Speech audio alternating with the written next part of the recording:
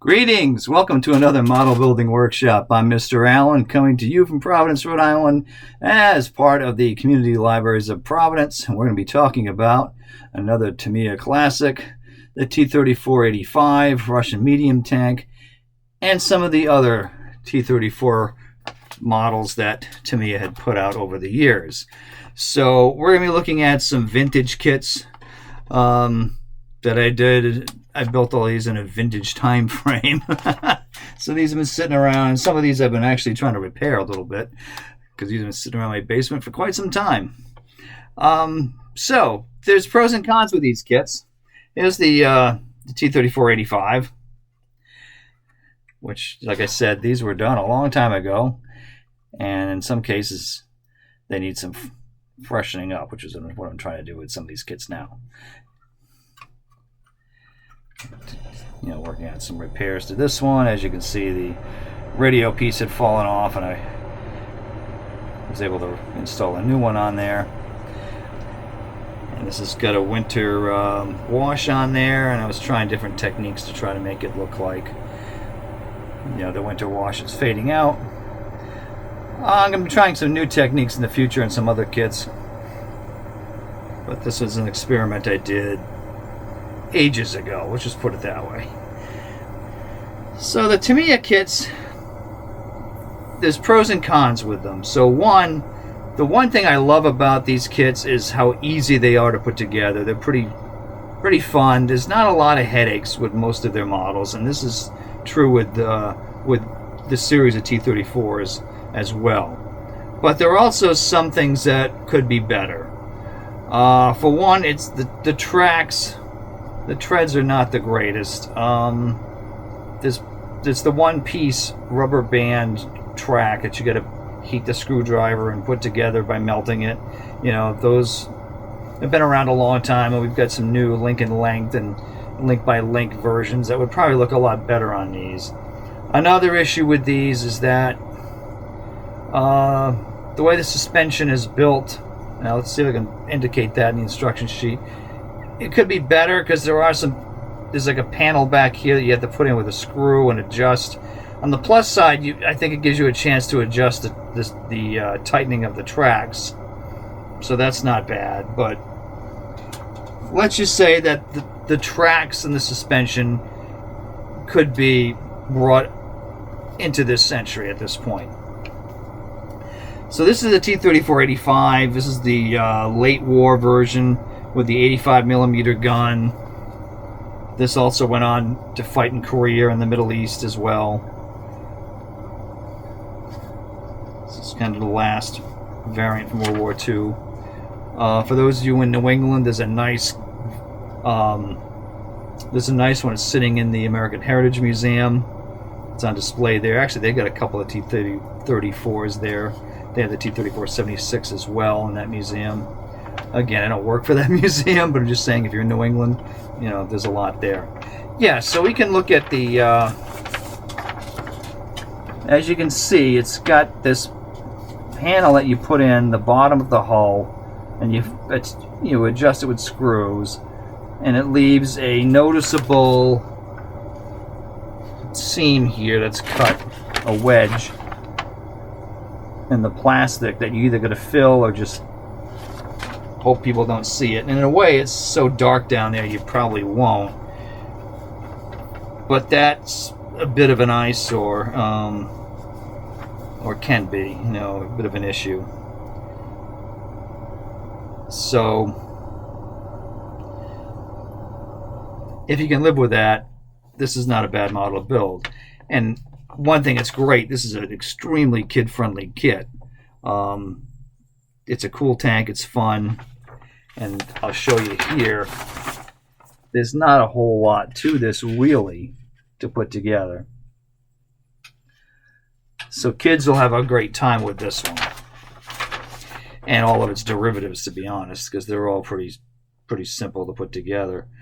Because it's got the wheels are big, they're pretty simple to put together. They have the rubber retaining thing you push in to hold it in, so they spin. It doesn't get much simpler than that.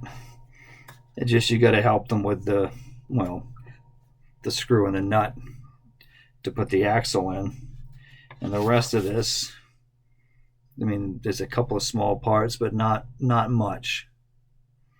In this case, you've got the windows on the cupola that could be a bit of a challenge, but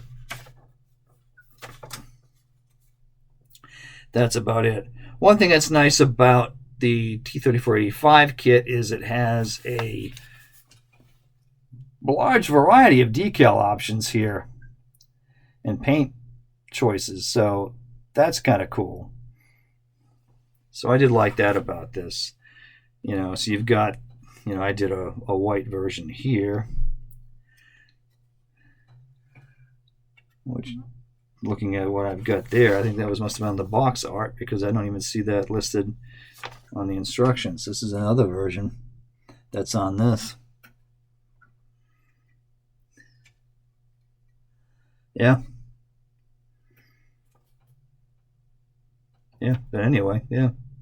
So you get one from Berlin, East Prussia, Minsk, again Berlin, and you have one from Korea on the bottom here.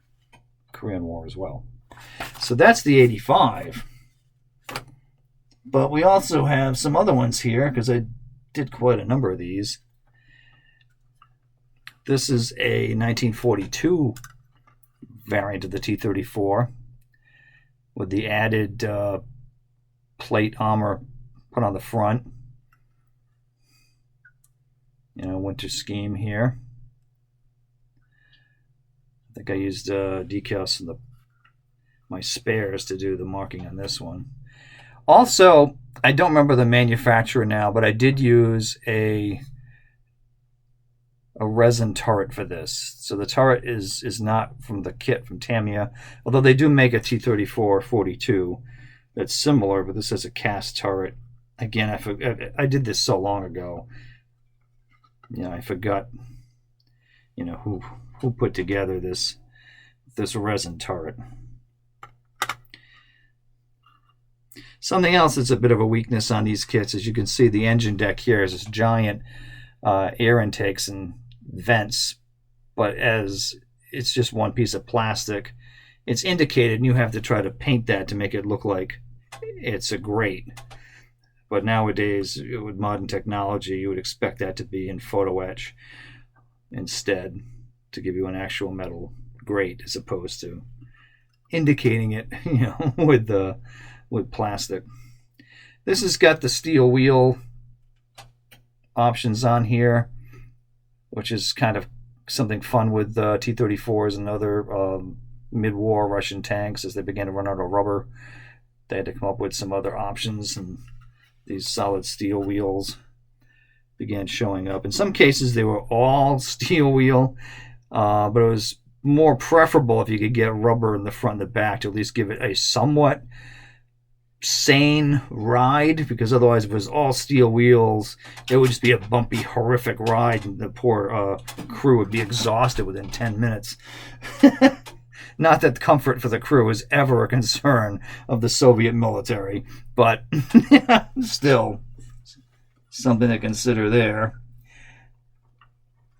And then here's another one here. This is a 1943 variant, and this has got a cast turret. There's another 1943 one that has more of a hexagonal style welded turret with a cupola. I don't have that one present here in my collection. This one here is the, let me get the name of that one. This is the CHTZ variant from 1943, and this came from the Chelyabinsk Tractor Works. It's a particular production version, I guess from Tank City, I suppose is what that was called. So it's a particular variant from that factory that had this style turret.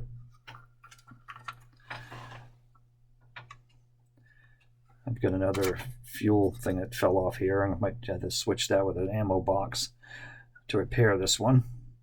Again, this has been lying around for a while, because I can't remember when this kit came out. It's been a while, and I kind of built this new. So, yeah. So it's been sitting around quite a while. I got some other touch-ups I had to do on the tracks. But anyway, there's this one. I don't have much more information on this one. I've long since lost the instruction sheets and everything else that went with that. But it has a nice looking turret, nice and smooth, kind of a cool look to it. So I was kind of drawn to that. And then they have a number of different self-propelled guns based on this. And this is the SU-85 that's here. There's also the SU-122. So this is the 85, and this is done up in a Polish Army version with the Eagle.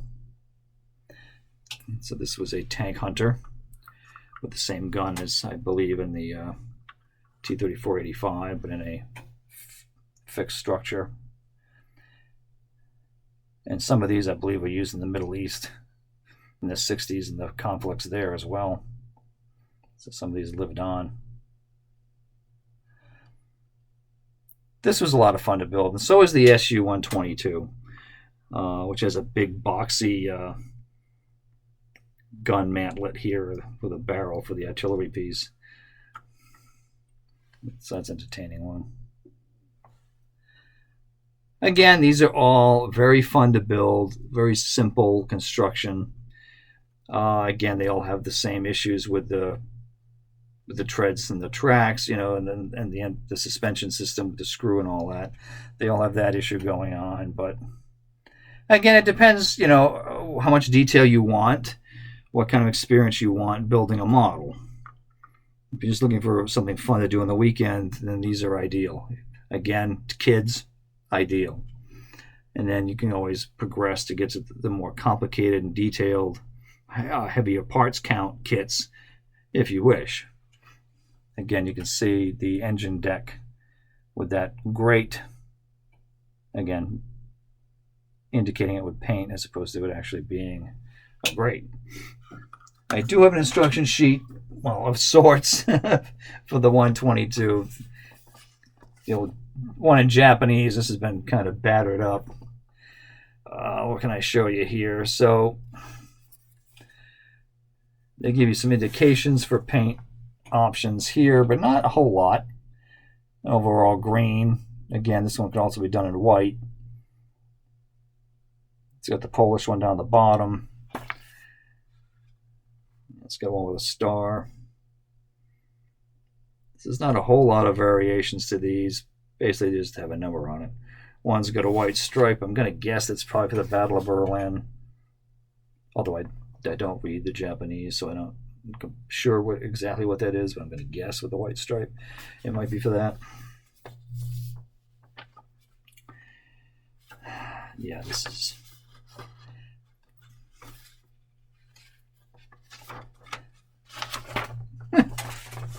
Seen better days, this instruction sheet. But anyway, I'll give you a quick look at what you can expect. There's a crew figure with it. Tamiya usually does give you somebody, some kind of a crew. So there's not too much going on with this kit. There's a lot of it's based on stowage and things of that nature. A lot of periscopes on this. And some railings, but not a whole lot.